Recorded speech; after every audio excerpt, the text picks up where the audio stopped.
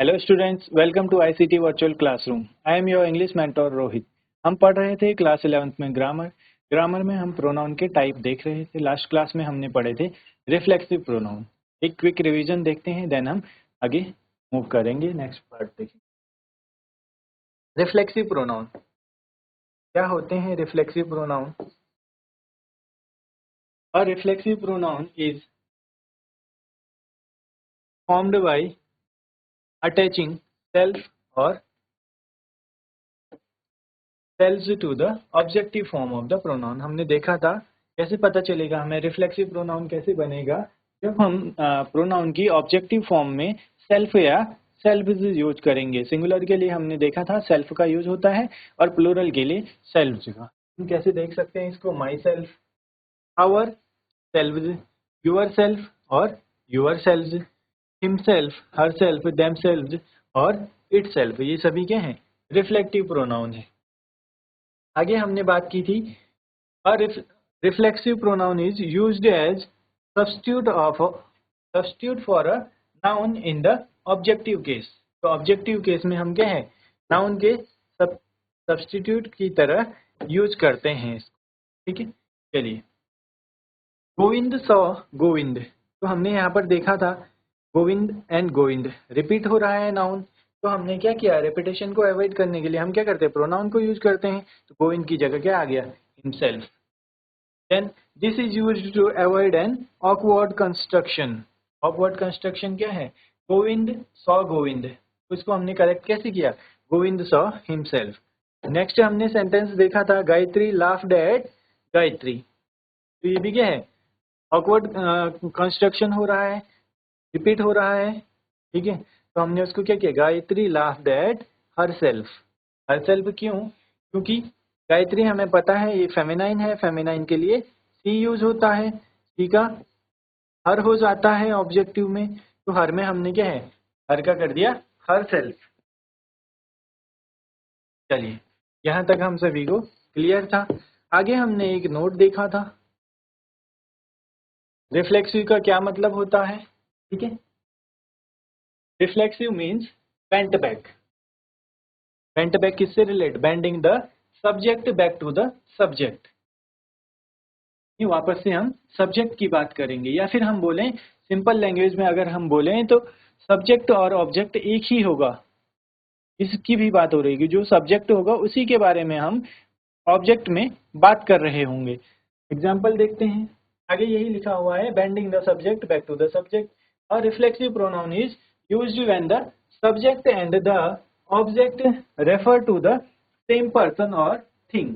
This can be seen from the seen from the agreement between the subject and the reflexive object।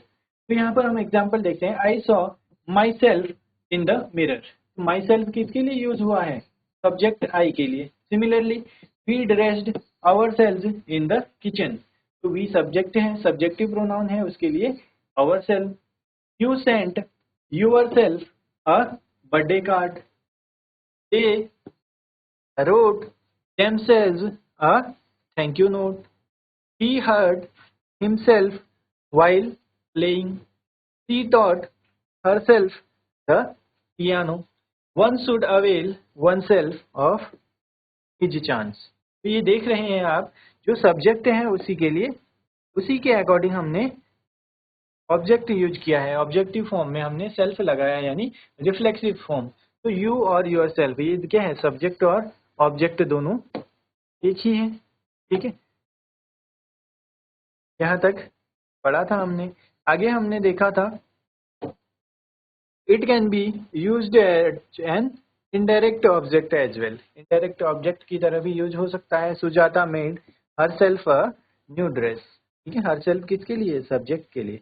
Raghu gives himself chairs, तो Raghu subject है, himself के लिए use हुआ है।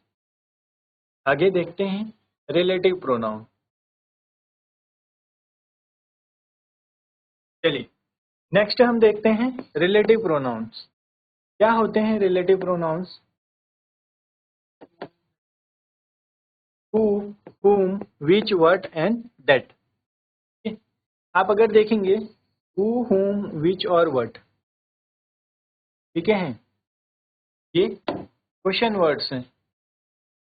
Interrogative sentences में use होता है किसका? WH वर्ड्स का, हु, whom, which, what। अभी हम आगे देखेंगे इंट्रोगेटिव, तब हम पढ़ेंगे। चलिए, तो आपने याद रखना है कौन से हैं relative pronouns, who, whom, which, what और that। ये सभी क्या हैं? रिलेटिव प्रोनाउन है। क्या होते हैं relative pronoun?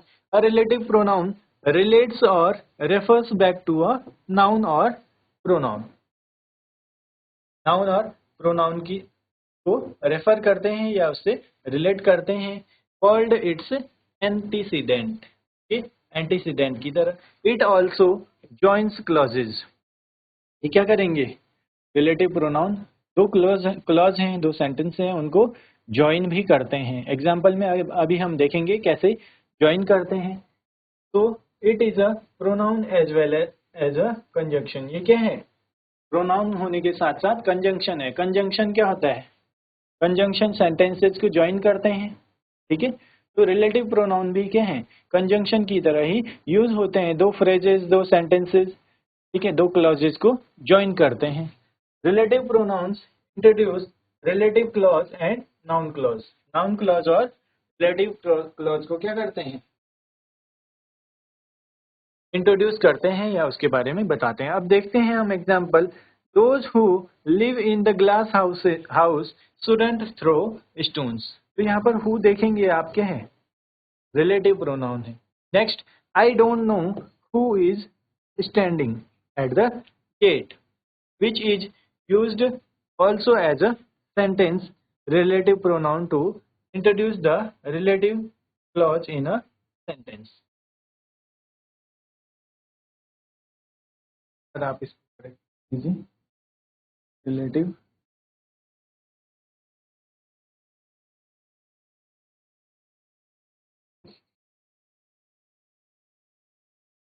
Clause.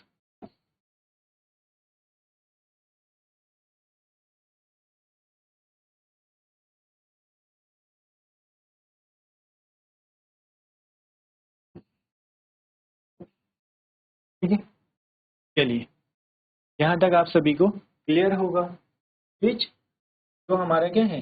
Relative pronoun है। Is used as a sentence relative pronoun to introduce the relative clause in a sentence। They eat snacks, which is unusual। तो यहाँ पर आप देख रहे होंगे विच की हेल्प से हम क्या है? कनेक्ट कर रहे हैं, ठीक है। चलिए, यहाँ तक आप सभी को क्लियर होगा। आगे हम बात करते हैं इंट्रोगेटिव प्रोनाउन की। इंट्रोगेटिव प्रोनाउन, तो इंट्रोगेटिव क्या है? हमने सेंटेंसेस का स्ट्रक्चर देखा है, क्या होता है?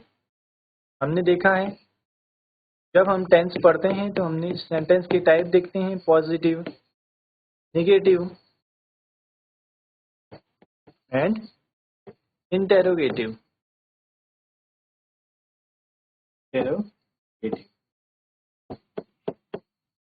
इंट्रोगेटिव नेगेटिव भी हम पढ़ते हैं, बट अभी हम बात कर रहे हैं इंट्रोगेटिव क्या होता है। इंट्रोगेटिव आप सभी को पता है, जहाँ पर क्वेश्चंस को फॉर्म किया जाता है, ठीक है। तो इंट्रोगेटिव प्रोनाउन क्या होंगे? इंट्रोगेटिव प्रोनाउंस ऐसे प्रोनाउंस जिनकी हेल्प से हम क्वेश्चन फॉर्म कर सकते हैं या फ्रेम कर सकते हैं क्वेश्चन को। The pronouns which help us to frame a question, ठीक है। क्वेश्चन कैसे फॉर्म करेंगे आगे हम देखते हैं। अब हमने टेंसेज में पढ़ा है पॉजिटिव, नेगेटिव, ठीक है। जब सेंटेंस स्ट्रक्चर हम पढ़ते हैं तो वहां पर हम देखते हैं, आगे टेंस हम जब पढ़ेंगे तो वहां पर डिटेल में देखेंगे हु, whom, whose, which और what। ये सभी क्या है? इंट्रोगेटिव प्रोनाउन है। क्या होते हैं इंट्रोगेटिव प्रोनाउन? आगे देखते हैं, चलिए।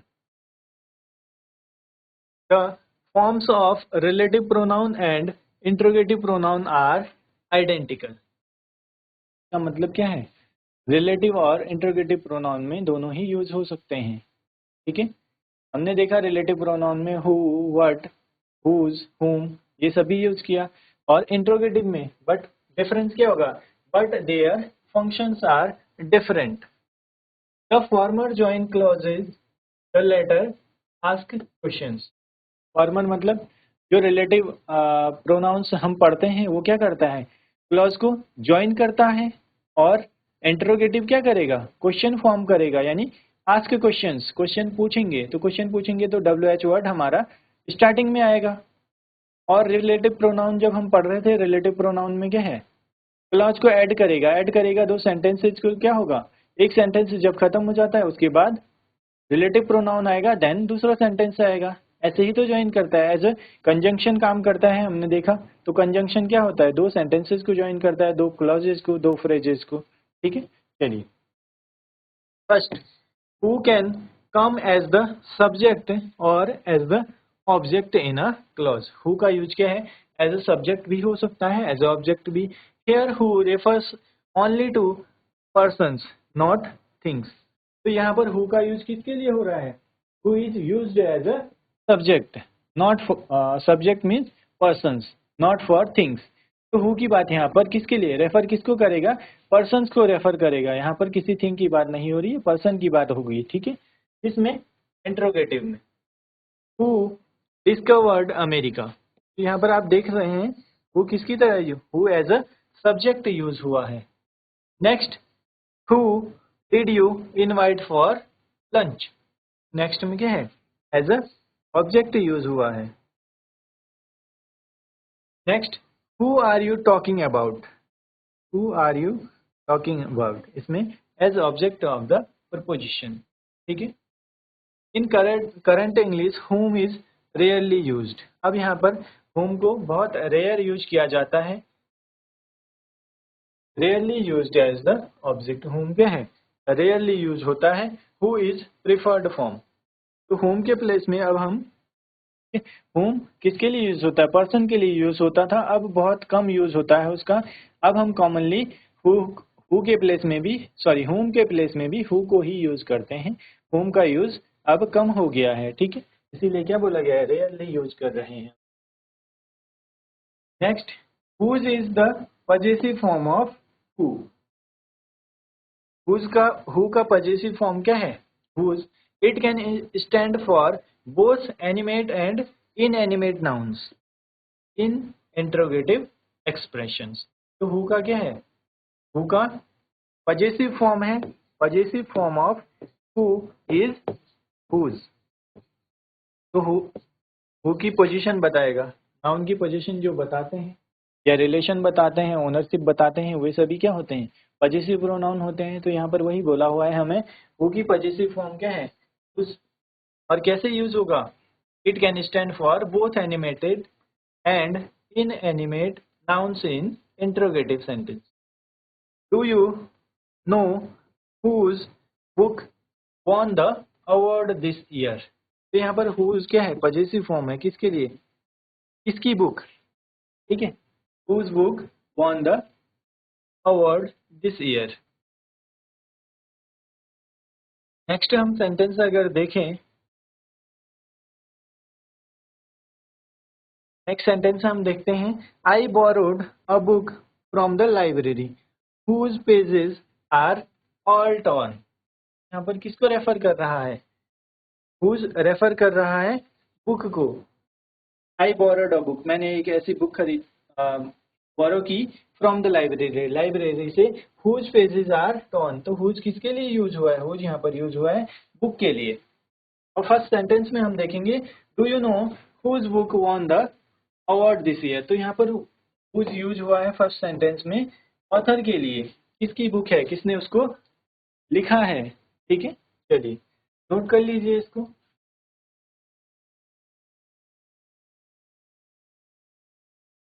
चलिए नोट डाउन कर लिया होगा आप सभी ने। आगे बात करते हैं हम। हमने अभी लास्ट देखा whose और who। ठीक है, दोनों के यूजेस हमने देखे, who और whose, दोनों का डिफरेंस हम समझ चुके हैं। अब हम बात कर रहे हैं which और what की। which is used for both people and thing। तो हमने लास्ट देखा who का यूज किसके लिए होता है, ओनली फॉर पीपल और पर्सन, पर्सन के लिए यूज किया जाता है। But which is used for both people and person. When there is an implied choice और सिलेक्शन। जब हम बात करेंगे इम्प्लाइड चॉइस की या फिर सिलेक्शन की, तो वहां पर क्या यूज होगा, वहां पर हम यूज करेंगे विच का। ठीक है, एग्जाम्पल देखते हैं। Which card game do you like to play. तो यहाँ पर क्या है, सिलेक्शन की बात हो रही है या फिर हम बात कर रहे हैं चॉइस की, जो आपको पसंद है। ठीक है, which card game do you like to play, आप कौन सा कार्ड गेम खेलना चाहते हैं।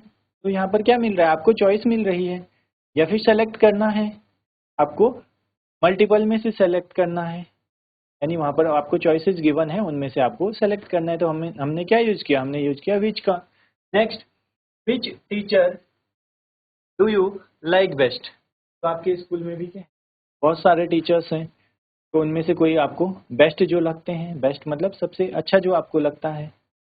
ठीक है, तो उनमें से क्या है, सिलेक्शन की बात हो रही है, तो वहाँ क्या यूज होगा, वहाँ विच का यूज होता है। यही हमने देखा है। ठीक है, चलिए नेक्स्ट हम देखते हैं व्हाट। व्हाट एज सब्जेक्ट और ऑब्जेक्ट। व्हाट को क्या है, एज अ सब्जेक्ट और ऑब्जेक्ट यूज किया। Is used to refer things only. तो व्हाट का यूज कब होता है, ओनली फॉर थिंग। विच को यूज कर सकते हैं कब, पीपल और थिंग्स के लिए। हु को यूज करते हैं, हुज को यूज करते हैं ओनली फॉर पर्सन्स। ठीक है, चलिए what is in your pocket, what is in your bag. तो व्हाट यहाँ पर क्या है, किसी थिंग को रेफर कर रहा है। What's wrong with you, what's wrong with you.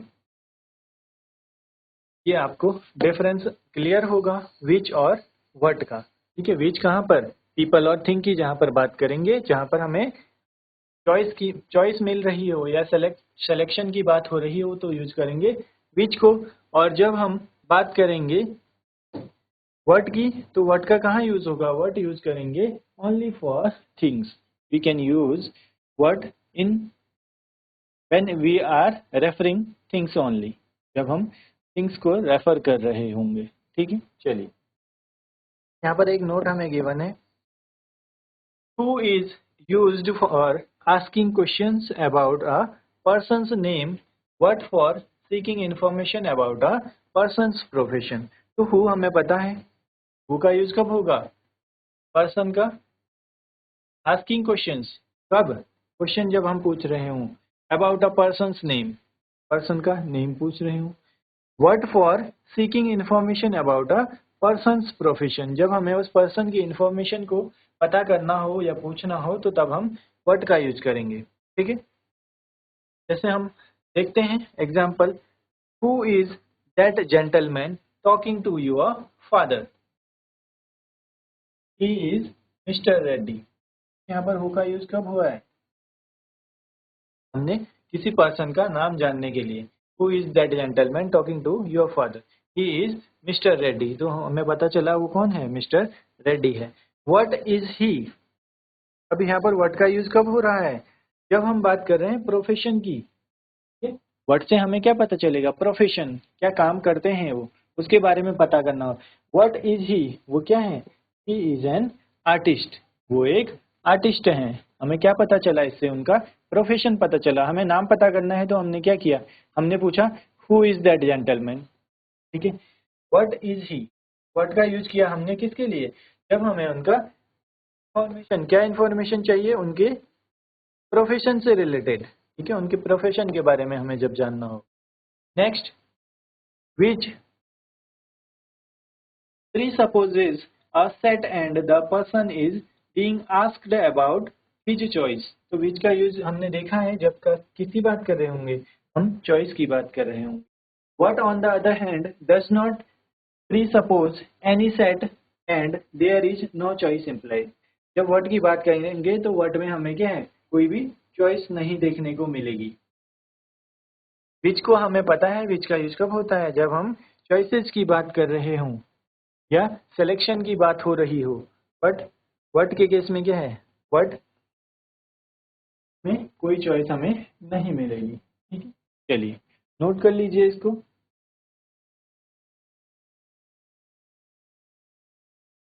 Example भी देख लेते हैं।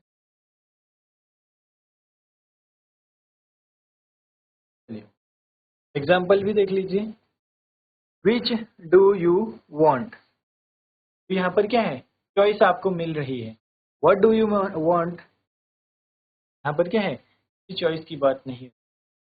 द रेड वन, चॉइस मिली है, सम कॉफी।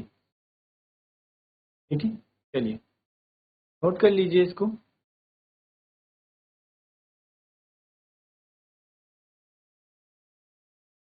चलिए, ये नोट कर लिया होगा आपने, साथ में एग्जाम्पल भी नोट कर लीजिए।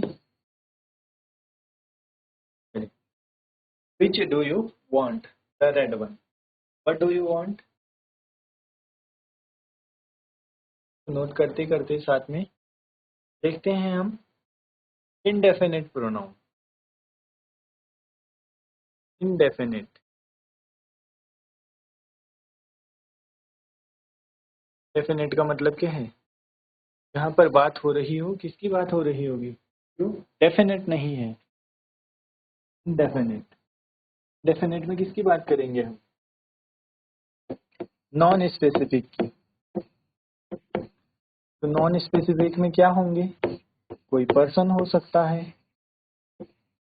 कोई प्लेस हो सकता है, या फिर कोई थिंग हो सकती है। ठीक है, नॉन स्पेसिफिक की जब हम बात करेंगे तो वहां पर क्या है, इनडेफिनिट प्रोनाउन आते हैं। Indefinite pronouns constitute a heterogeneous set. Heterogeneous होता है डिफरेंट टाइप, जहाँ या मिक्स्ड टाइप मिले। One can go about classifying them differently using different criteria. उसके लिए क्या है, सभी के लिए डिफरेंट क्राइटेरिया है। सबसे पहले उसमें आता है यूनिवर्सल प्रोनाउन। यूनिवर्सल में क्या है, each, every, all. Each, every और ऑल की जब हम बात करेंगे तो ये क्या है, ये यूनिवर्सल प्रोनाउंस हैं।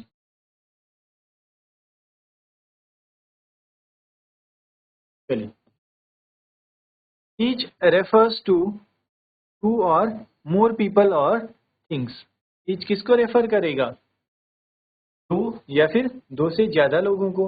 Where as every refers to three और मोर। तो जब एवरी की बात हो रही होगी तो वहां पर क्या होगा, मोर देन थ्री की बात हो रही होगी। Further, each presuppose a set supplied by the constants, every does not. अब एग्जाम्पल देखते हैं।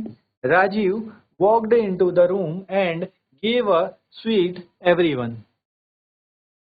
Gave a sweet to everyone. ठीक है, both each and every take of construction following them. तो that's all can occur immediately before a noun। all का use कहाँ पर होगा, immediately before noun।